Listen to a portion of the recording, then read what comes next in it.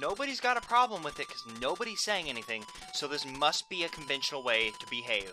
Otherwise, Marion would be like, hey, I'm going to stop singing for a second and stop you. But no, she's just okay with me hitting this bunny, because this bunny is a jerk. Because I can tell you, that is the bunny that was standing right here before, who wouldn't let me bury him alive. I can tell, I can see it in his pixely little eyes, that he's that little bunny rabbit from before who's like, no, I don't want to be buried alive.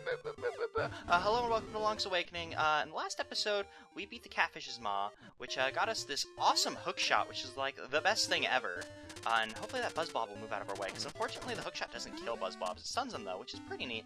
So now we can get over here, because we're just going to do random stuff in this episode leading up to the next dungeon. And you want to come over here, because with the mermaid scale that we have, if you get up on this right, you put the missing mermaid scale in the statue, and it moves out of your way, revealing a secret passage. Now you want to be careful when you come down in here, because if you just run around if you just run around like crazy, you're just going to get hurt. For whatever reason, but you come over here, you get the magnifying lens, the end of our trade quest. Sort of. So now we can see things we couldn't see before. Now if you come in here, you'll see that there's just a bunch of enemies going crazy. The gel guys aren't that big of a deal, but the arm mimics do 3 hearts of damage, only 1.5 hearts if you have the blue tunic or a guardian acorn. But they can just do a ton of damage to you if you, if you're just running around like crazy, and they're invisible so you can't see them. So that could be a problem if you're not optimally prepared for that. And fuck you, rabbit. So that's actually no. I'm not. Why am I running over here? There's something we can do over here with our magnifying lens. Like I just can't pick up the magnifying lens and go, yay, we can see invisible things, and not do something with it. If you come into this house, we can do something with our magnifying lens, because in this pool of water, there was a Zora hiding here all along. Hey, you can see me. You must have a magnifying glass. I'm not a troublemaker. I just want to live in peace. Aw, you poor guy. Like, you must be a troublemaker, because someone must have dunked our photographer mouse friend in white paint. Like, he was pink before. He might have showed up white once, but most times I think of him, he's pink. And, we get to take a little picture with our Zora buddy. And Lonk did not look happy, but he should be happy, because we're going to talk to our Zora buddy again, because I just like him that much. If you keep me a secret, I'll tell you something useful. Go to Tarambo Shores, use the magnifying glass, and you will find someone like me. Another Zora! Hooray! I hope they don't shoot fireball. No, it's not another Zora, silly. Like, why did you even say that? It wouldn't be a Zora. And fuck you, rabbit. It wouldn't be a Zora. Come on. Come on. Like, that's what you guys were saying, right? Like I can hear you. No. Okay, I'll stop. So there's another invisible guy in Tarambo Shores. If you remember, there was a cave that we blew up that there was nothing in. With a magnifying glass, we'll be able to see that there's a guy in there. So we'll go pay him a visit. But before we leave Animal Village, because I think this is gonna be one of our last visits to Animal Village, if I can recall correctly. Because if you come into this cave, there's actually a piece of heart just sitting around for us to take, just up ahead. And it actually, oh, Lonk, why'd you do that? Like, I wanted to jump straight, but he's like, no, I'm gonna cast myself into the hole! We're actually going to do one of the cooler things in the game.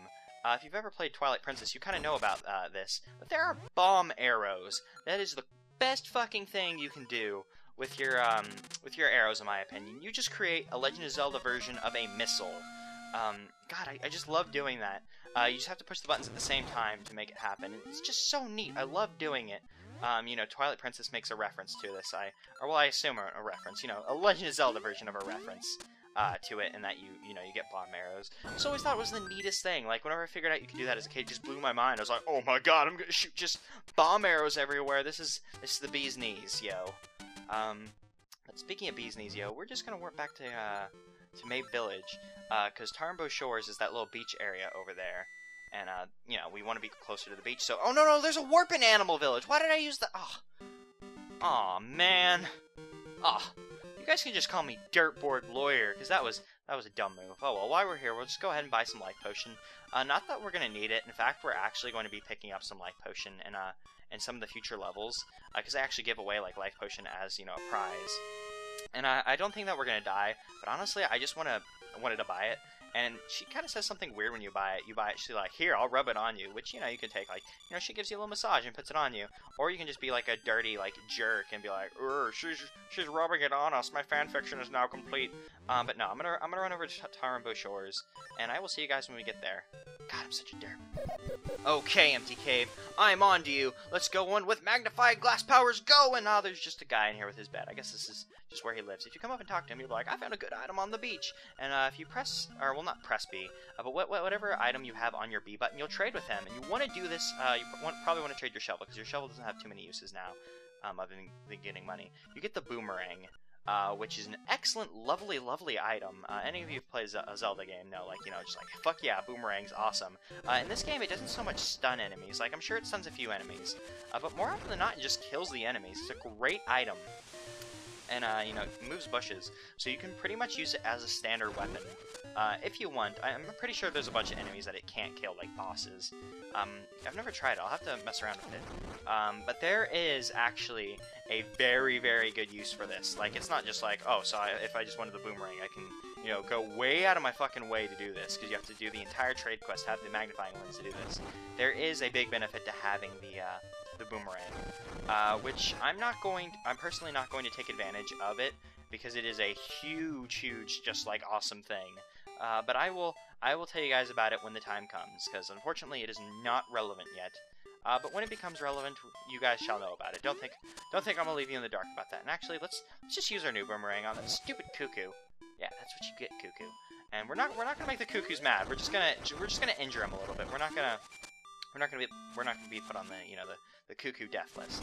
Unfortunately, though, it doesn't break rocks. That'd be awesome if it broke rocks, and it would just be like, yes, I never have to put out the power bracelet again, because that's like the most annoying thing about this game is just, you know, constantly switching between items and such. And we're gonna go ahead and need our Pegasus boots to come over here. Now this area, oh, stupid me. I think you can come to this area earlier. Oh no, you need your. Oh man, I just can't make that jump today. You need your hook shot before you come over here. But this is an interesting little area. You just gotta follow the signpost. I think this is called Signpost Maze. Now, the signposts are gonna tell you where to go. What you want to do is just follow their instructions exactly, and like how it said, you know, go this way, pointing down. We're just gonna go straight down. Let's go ahead and grab that piece of power for our sword, which we, you know, definitely have it equipped right now. So we can just have the most powerful boomerang, even though I don't think it does that. Now, you want to follow it and talk to the sign that it's pointing, because yes, you can talk to signs. I know I say talk to signs.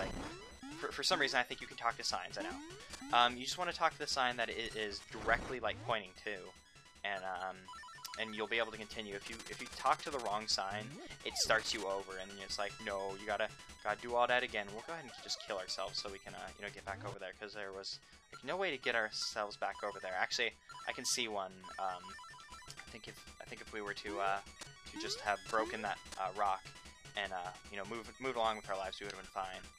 This can kind of be jerky if you just forget which sign you were at, which can happen if, like, in that little rock area when you're trying to get out, if you just forget where you were going. Although that just might have been me, just being a dumb little kid back in the day, and just, you know, easily forgot where I was going, because, you know, dumb kids, oh, dumb kids. And let's see, this one's just going to tell us go this way, so that was like the easiest signpost ever, since it was just directly below it. And we're not going to fall for your trick, because it's this sign that we want to talk to. But now we need our brace out again, so we can pick this up, get this guy to tell us where to go. I've complained about it before, and I haven't complained about it in a while. But then, oh no, trick hole! Oh, you got me there, game. I was gonna say though, this game can kind of be a pain in the ass with how you have to change up your items a lot. But here's our reward. We can now go this way. Thanks for telling me where my reward is. If you come down here, there's a big frog guy. I think he actually has a name. But he's supposed to be a reference to Wart, for any of you who've ever played Super Mario Bros. 2, you know, the American version, not the crazy Japanese version that just kicks your ass. Rivet. Oh, his name's Mamu. Of course he has a name. He just tells you it. I'm Mamu on vocals, but I don't need to tell you that, do I? Everybody knows me. Yeah, I know you. I got your name completely right, you know. Just, you know, whatever. For 300 rubies, you can jam with him to hear his previously unreleased cut. So yeah, let's do this show. And taking away money just made my screen... The screen is just freaking out right now. Like, I guess it's like a rock show, but geez, I don't think it's supposed to freak out like this. I mean, oh god, your song. Oh, this combination of the screen and this frog song, it's killing me. Oh, I think I'm just gonna die here, guys. I'm sorry. I tried my best, but this frog song has conquered Lonk. Well, it's conquered me. I don't know about Lonk. He's seemed to take it pretty fine. But there we go. we've learned the frog song of Soul. Now, despite the fact that it killed me, it can bring things back to life. I guess, you know, it kills things so well, it brings them back to life. That's just how amazing it is. Now, we're not going to need the song immediately. You're going to need it eventually. So, if you're just playing along, you don't have to come and get this now, so don't worry if you don't have enough rupees. Rupees for whatever reason. You can come back and get it later, because you're not going to need the frog song until next dungeon, I believe. Next dungeon? Yeah, next dungeon. And so you'll be fine if you don't have it. But for now, we're actually going to go play around a bit, because there is a little mini-game that is available to us now that we have the hookshot as well. Before we actually, you know, move on and get, like, actual progress done with the game. And I'm so glad that this shot us over here, because this is where we need to be. Stay away from me, Mr. Lifelike. Because it would be a pain in the ass if he ate us, because then we'd have to go back and buy a shield. Eventually. There's supposed to be some other way to get... Oh, no, I know where this takes us. This will actually take us to where we want to go in the game. So this will actually be pretty neat, because there's a secondary way to get where we want to go. And oh god, this guy's front sprite's terrifying. Like, this is the same sprite as the crane owner, but his just front sprite is so scary. Now, this guy runs the raft ride minigame. It costs you 100 rupees, so it's pretty expensive. But I think you can actually make a pretty nice profit on this. Now, this raft... is going to just take you on like a rapids ride, and it has just a ton of money on it. I don't know if you can use your boomerang. That'd be pretty useful because you could grab a bunch of. No, you can't use a boomerang. Typically, you want to go to the areas that would be harder to get to, because that's where I think you would be able to get the most money. Now, the thing about this is it's going to try and keep you away from the stuff because there are rapids. So you know, getting stuff can be kind of difficult if you just let it push you around. And actually, I'm going to go up here because no. Look, because there's one rupee there to trick you, but there's going to be a ton of rupees on the top. Yeah. Well, it's only 3, so I guess that's not too much. Now, there are things other than rupees on this raft ride, but typically, you know, you're probably going to want to go for rupees, seeing as, you know, you've just paid, like, a ton of rupees to get onto this. It pays well. That treasure chest we'll be getting later. Don't worry about it. It's just there to taunt you for now, but we'll be seeing it in the next episode. Don't worry about it. I promise you, we'll get it. So, you know, this raft ride's just a nice little way to make money. Although, honestly, at this point of the game, you probably have all the money you're going to ever need. And, oh, darn it. Looks like they're on the other side of the rapids, so we're not going to be able to get that stuff. We might be able to pick up some arrows. Yeah, we picked up some arrows, though. So I think we actually left with the same amount of money that we had when we entered. And I think this cave loops you back around, back up there, if you wanted to play the raft ride again. So, you know, it's a nice little shortcut to get up there. Although I'm honestly not going to take it, because it doesn't let you come back this way. Like, you know, we couldn't jump down there and then just jump back up. The guy hit me with the bomb, damn. Because luckily for us, this is actually the area we want to be in. Hopefully, actually I think that just takes you to a ferry, but you know, we'll go ahead and check it out. We'll shoot a bomb arrow at it, because I don't want to walk over there. Walking's for squares, whenever we can just bomb it, like, you know, 100 feet away, even though that's, you know, not 100 feet away. There are 2 shrines, one to the north, the other to the south. First, head south, where ancient ruins speak of the windfish. You will learn much there. Okay, so we'll go learn about our pal the windfish, even though he's not so much our pal because we haven't talked to him. But I like to think that we're friends. I hope he likes to think that we're friends too. Because I would love to be... Aw, damn it. Because I'd like to be buddies with our pal the windfish. But somebody put a rock here, so I'm going to blame the windfish, because, you know, that jerk just knows how to push my buttons. My buttons being pushed by rocks being in my way. It's just, those damn rocks are just so inconvenient. We're actually supposed to go down, but I just want to check what's up here. Oh, just a helper owl guy. I actually don't know what the helper owl guy says, so, you know, I'll go ahead and check him. I mean, it's not like we're on... Damn it, I went the same way I went last time. How stupid can I be? I don't think I've ever checked out that helper owl guy. So I'd actually like to see what he has to say. The windfish slumbers long, the hero's life gone. Oh, that's pretty cryptic. Well, not so much cryptic as, you know, just terrifying! But, you know, we won't worry about it. Now, this area is filled with Armos. I wonder if these Armos are like the Armos in, they're kind of like the Armos... Oh, yeah, they are like the Armos in, which Seasons it is that has the, magic boomerang, where they die in 2 shots to the, boomerang. Now, you're supposed to kill them with the arrows, I think. Yeah, the arrows kills them in 1 shot. Hell yeah, we'll use arrows, and they're dropping arrows anyways. So you might as well use our boom, our boom. I almost said boom and arrows, which I guess is an acceptable name for it. Unfortunately, you can't kill the Armos before they, you know, they're awake, which is kind of a shame. But you know, it's a good thing that they drop the arrows though, because you know we can just kill them forever like this. if I'm right, I think there is a secret path underneath one of these Armos that will lead us to a secret seashell. Now, I'm not sure if I properly explained it, but after you get 20 secret seashells, any secret seashells, the last secret seashells that you don't have, will turn into money. They might turn into other things, but just for all intents and purposes, they turn into money. Because if they were to turn into anything else, it'd probably be something useless, like, you know, just like a few hearts. So if you come down here, this treasure chest, I believe, will have a secret seashell. So there's our 21st secret seashell, even though we were just given money. But if you're to have, like, you know, any number under 20, that will be a secret seashell. I promise you, I'm not lying. Scout's honor, even though I was never a scout of any type. But I did play Psychonauts, so I did go to camp in the video game. I never went to a summer camp. Summer camp seemed terrifying. Like, why go to a summer camp when I could hang out with my friends?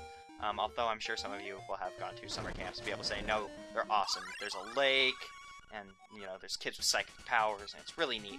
And we're starting to run low on arrows, but hopefully, thank you, Mr. Aramos, for giving me what I wanted. And you're probably gonna be, yeah, they're both Mr. Aramos guys. I always liked Armoses. Oh, wow, the arrows only give you 1 arrow each. I only just noticed that. That's really shitty. Well, anyways, here's the South Shrine. We're gonna go ahead and get our brace out, so we can get some arrows. Hopefully, do these give you more than? No, just every arrow pickup is just 1 pickup. And oh, I never noticed that before, but the Shrine Song is a version of the Ballad of the Windfish. That's pretty neat. But if you walk in here, there is a boss for us. Go ahead and get this out.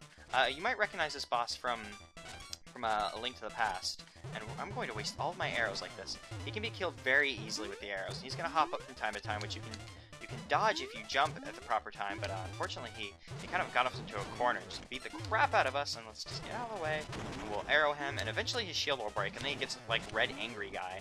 And I think at this point we're going to need our sword. Can we beat him with our sword? Yeah, you can beat him with your sword. I thought you had to use your arrows. You know, fighting him with arrows, that was pretty neat. Arrows probably do more damage to him. And if you beat him, you get the face key, which now it's going to tell us its name. I actually just know its name for the next level, so we can just leave without going to that. No, we'll go into the next room. Don't worry. Oh, but it's so dark. We better, you know, light it up so we can see whatever's that pictures of, because I love pictures. Let's just see what it has to say. To the finder, the Isle of Colent is but an illusion. Human, monster, sea, sky. A scene on the lid of a sleeper's eye. Awake the dreamer, and Koholint will vanish, much like a bubble on a needle. Castaway, you should know the truth. What? Illusion? Illusion? Dreams? Man, this place should know by now that we are the one and only Lonk. We wear a blue tunic, have a level 2 sword, own a boomerang, we got like 20 secret seashells, we live in the real world, this is real. We don't need to worry about no dreams or illusions, because I mean everything must be real. Hoot, I see that you have read the relief. While it does say the island is but a dream of the windfish, no one is really sure, just as you cannot know if a chest holds treasure until you open it, so you cannot tell if this is a dream until you awaken. The only one who knows for sure is the windfish. Trust your feelings. Someday you will know for sure. So, oh my god! Oh my god! We might be in a dream! Okay, that's actually the big conflict with this game. If you might have noticed, based on the fact that the bosses, like, talk to you, they're all kind of scared about you going through the levels. And normally it's like, yeah, that's just the bosses. They're kind of just evil guys trying to stop you from stopping their evil plan. There really isn't so much as of an evil plan in this game. The monsters are really just retaliating. They're just afraid that this world might be a dream. Because like that shrine said, this could just all be a dream of the windfish, and that's kind of the big conflict with this game. We are about to die. Hopefully we can, you know, just keep ourselves safe, and hopefully one of these jerks will drop some hearts so we can heal. But I digress. It's kind of like a big kind of ethical conflict, if you would. This is a Zelda game with an ethical conflict. We're destroying the world that these creatures live in. Like, well, if this is a dream, we could be just destroying this entire world by waking up the windfish. So, you know, it's a matter of, do we go back to the real world, or do we just, you know, stay here? Do we find out this is a dream, or do we, you know, risk it and wake up the windfish? I mean, everybody just seems to be scared. So, you know, this would be just a big conflict of, you know, morale. If, you know, this wasn't being played by a child, aka me and Lonk, we're just gonna go fuck shit up. We're going to continue on just as if nothing happened. We're not gonna worry about, you know, oh, the monsters might die, the world might disappear. No. We are going to journey through and go to the wrong screen when I mean pick up a rock. No, we are going to journey through. We're going to stay away from those mushroom guys as well, because those guys are scary. And come on, Lonk, pick up the rock. And by Lonk, I mean, please function correctly, Xbox D-pad. And we're actually going to visit Miss Fairy Fountain. I think this is one of the first times that I think a fairy fountain's been really useful for me since Zelda NES, which is kind of funny, seeing as that's the first game in the series. But no, we were really hurting there, and I know we have a life potion, but I'd rather not use it if we don't have to, because we are men.